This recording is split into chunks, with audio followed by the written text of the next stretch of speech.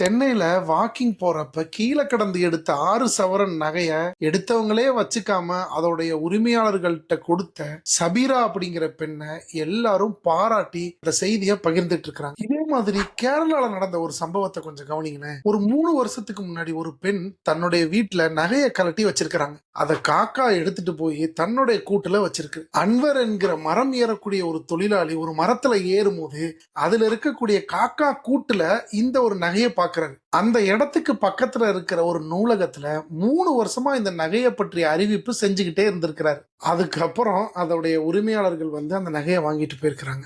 இந்த மாதிரி எல்லாம் ஏன் இவங்க செய்யறாங்கன்னு உங்களுக்கு தெரியுமா?